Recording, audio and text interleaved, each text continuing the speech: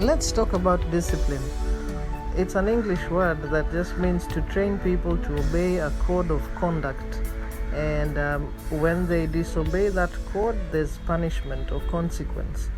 Now, it is the duty of parents to discipline their children. It's the duty of parents to teach their teenagers the code of conduct, what to do, what not to do.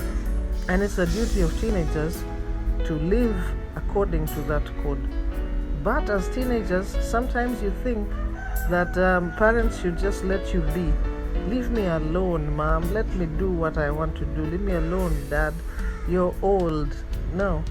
The Bible says in Proverbs that the person who is wise accepts discipline, but the one that is a fool does not. It also says that parents that love their children discipline them. And get this, it says that a child that is not disciplined by their parent is not a legitimate child. I mean, you're not legit if you're not disciplined. And that is mind-blowing. So, my dear teenager, here's what I'm saying. Accept the discipline of your parents. And when you step outside the code, just know it is their duty to ensure that you get back into the code. And if consequences ensue, then bear the consequences bravely.